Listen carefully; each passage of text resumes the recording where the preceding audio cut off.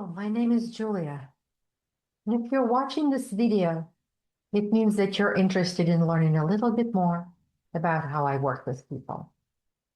Now, the first thing I want to ask you is this. How long have you been carrying more than anyone realizes? Holding responsibility, holding expectations, holding that ambition. At the same time, often wondering why growth feels heavier than it should. My work sits at the intersection of science and mindset. I was trained as a scientist. I spent years in senior roles inside large biotech organizations. I built companies. And over time, my work expanded into nervous system regulation and performance. Along the way, I also had to rebuild parts of my own life from the inside out. And what I have learned through inquiry, research, training, and through lived experience is that mindset is not about motivation. It's the internal architecture that determines what feels possible and what feels unsafe. And when that structure isn't aligned, success becomes something you manage instead of something you carry. So the purpose of this video is simple. It is to help you understand how I help people create meaningful and lasting results. Not by pushing harder, but by thinking differently. If you are watching this, you didn't come here by accident. And there are many ways you might have landed on this page. Maybe someone referred you. Maybe you've been reading my publication, Sage Minute, on Substack. Or maybe you listened to one of my audios on Sage for YouTube channel. Or maybe we have a call scheduled and I send this to you. The details don't matter. What matters is that something you heard, read, or sensed drew you to this page. And that usually means that you're not casually curious. You're already thinking about the need to change. And it also means that we're already in a conversation. This video isn't here to convince you of anything. It is here to help you decide whether the way I think is useful for where you are right now. People don't come to me because they lack motivation. They know how to show up, how to push through, how to carry responsibility without asking for relief. But at some point, the very drive that built their success begins to work against them. They start to notice stress that doesn't fully leave, even after a weekend away. The sleep that doesn't quite restore. Energy that dips and doesn't rebound the way it used to. Their mind that keeps running long after the day is over. Sometimes they procrastinate, not because they don't care, but because something inside no longer feels aligned. Work may stop feeling meaningful, or they know exactly what they want and still don't trust that it can support the life that they're responsible for. They feel pulled in so many directions at once. Work, children, a partner, aging parents. Everyone needs something, and there is no clear place where they get to set it down. Yeah, they're still functioning, still producing, still reliable, but it feels heavier now. And pushing harder only tightens it, because this isn't a motivation problem. It's a capacity problem. Their nervous system, their energy, their decision-making, all out of alignment with the level of growth that they're trying to hold. And when that happens, clarity narrows, motivation becomes inconsistent, progress slows. Even though the desire to move forward is still there, that's usually the moment they reach out. The people who come to me don't all look the same at the surface. Some are business owners. Some are senior professionals who have been carrying demanding roles for years. Some are standing at the edge of a pivot. Some are already in the middle of one. Some are leading teams, running companies, building something that requires a lot of them. All of them are highly skilled. All of them are carrying a lot of responsibility. For some, the pressure shows up at work. For others, at home. Often, it's both. They may be navigating a role that no longer fits who they are becoming. Decisions that feel heavier than they once did. The realization that the way they've been operating just isn't sustainable. Different paths, different roles, different lives. But underneath all of that, there's often a pattern. People want work that feels meaningful. They want to be paid well for what they know, not how much they can sacrifice. They want to earn in a way that doesn't cost them their health or their relationships. They want time for real conversations with their children, time to be present with their partner, time and emotional capacity for their family without feeling drained. They want success that feels steady, not fragile. A life where progress doesn't require constant self-override. They want to feel safe inside their own ambition. They want to know they're allowed to want more and allowed to have it without having to pay for it later. So if this resonates, stay with me. What comes next will help you understand how I work and whether this is the right next step for you. But before I show you how this all works, let's be clear about something. Most people say they want clarity, or energy, or confidence. But what they really and truly want is freedom. And freedom requires wealth. Not just money, but the ability to hold money, sustain it, expand it. And that's where the structure comes in. So this is the way I tend to think about what's actually happening. I picture it as building a house.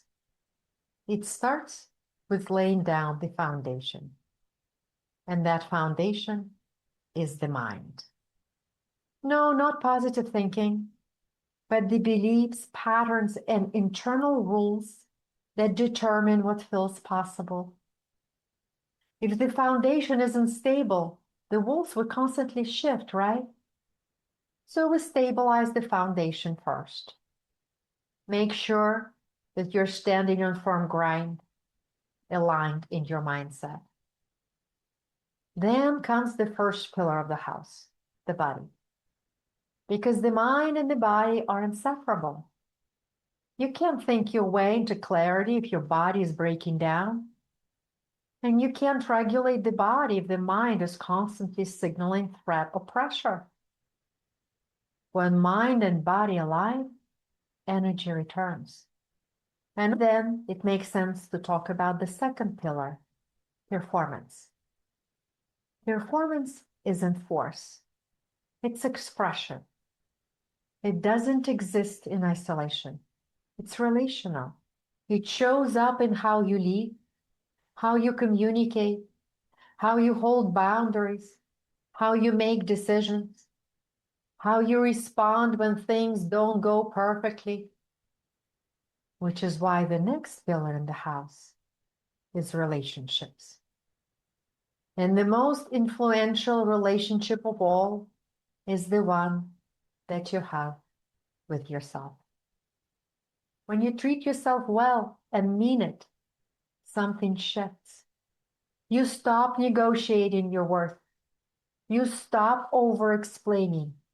You stop performing for approval. You carry wholeness, and that coherence extends outward. People feel it. They seek your presence. They trust your steadiness. They want to be near you. They want to learn from you. And when their relationship with yourself is solid, external relationships reorganize without friction, without effort, without over-adjustment. So when the foundation is solid and the pillars are steady, only then does it make sense to build the roof. And the roof is wealth. Yes, money. Because even capable, high-performing people often carry money blocks. If I earn more, something will cost me. If I earn more, I will spend less time with my family. If I grow too fast, it won't be sustainable. If I charge what I'm worth, no one will hire me. If I charge what I'm worth, I'm not a good person. If I do too well, I will be lonely. It's lonely at the top. These beliefs may be hidden, but they shape our decisions.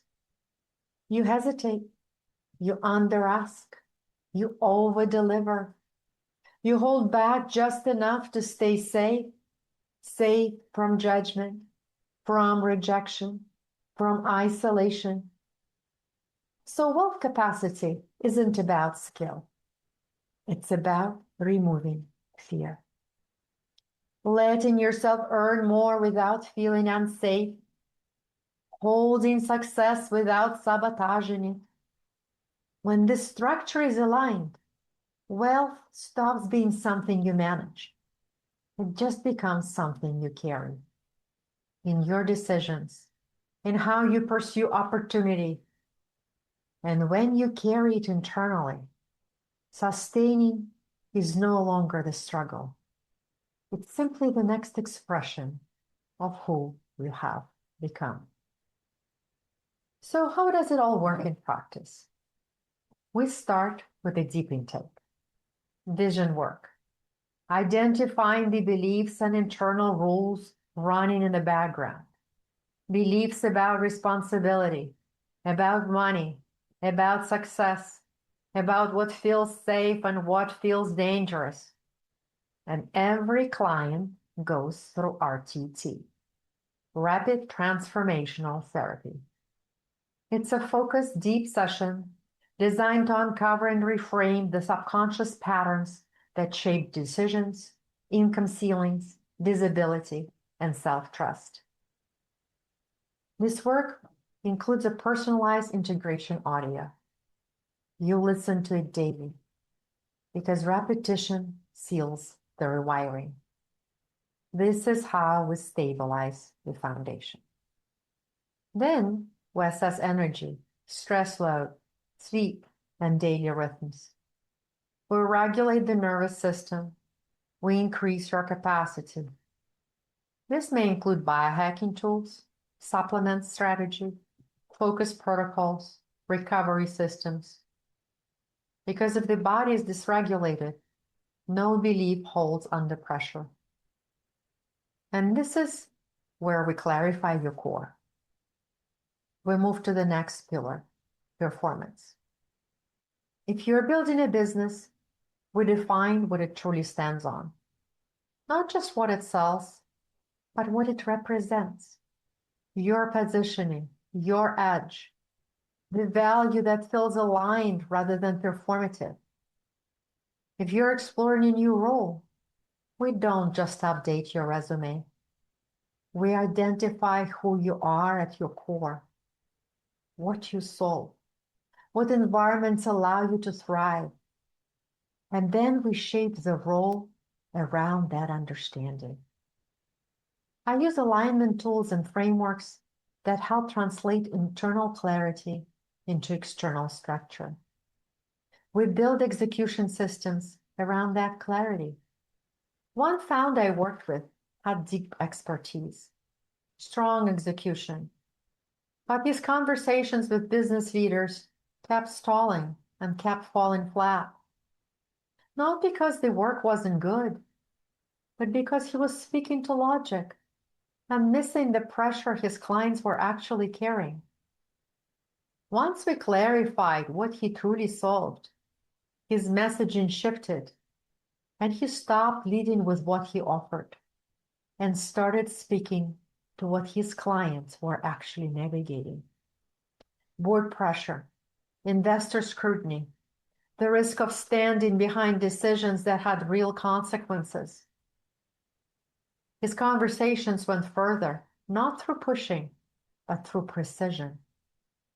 He told me it stopped feeling transactional and started feeling human.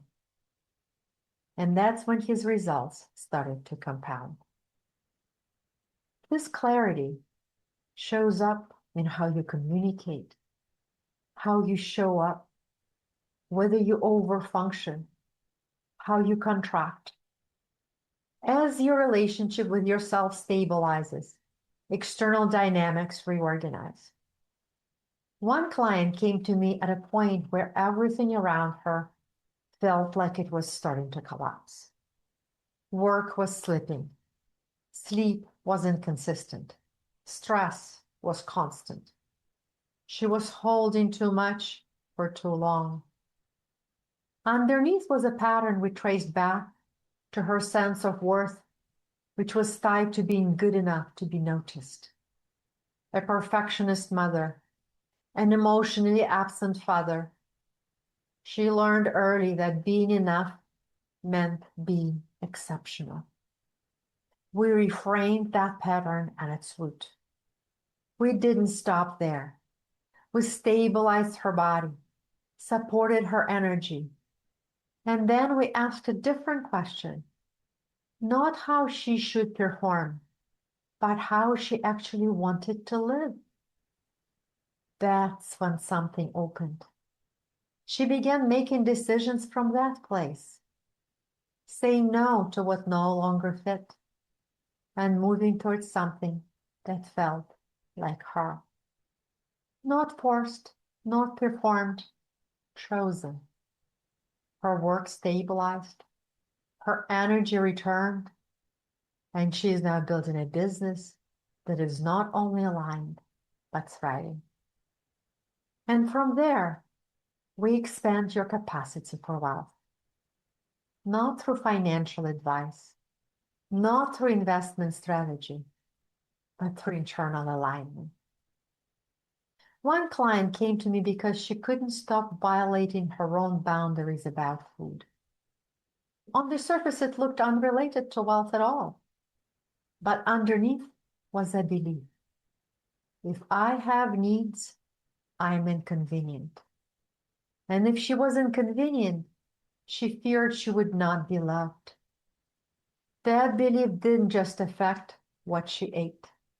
It affected what she charged, how visible she allowed herself to be, how much space she took. We traced it to its origin and reframed it. But that wasn't the end of the work. We reinforced this shift through how she made decisions, how she communicated, how she held herself. She later said, I forgot that belief was even running my life. And then I released the race, and I'm making more money than I ever did. Her income increased, her relationships improved, her decisions simplified.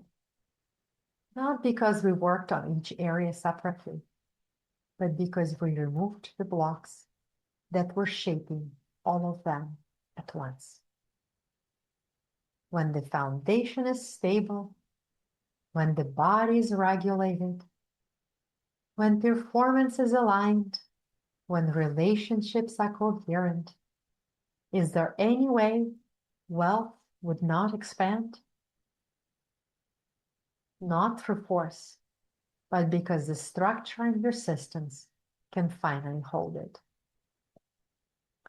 And this is what I help you build. And if this makes sense to you, book a call.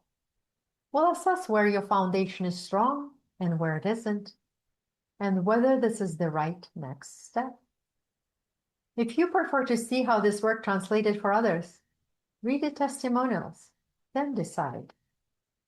And if you're not ready to book, but you have a specific question, send me a message, LinkedIn or email. I'm here.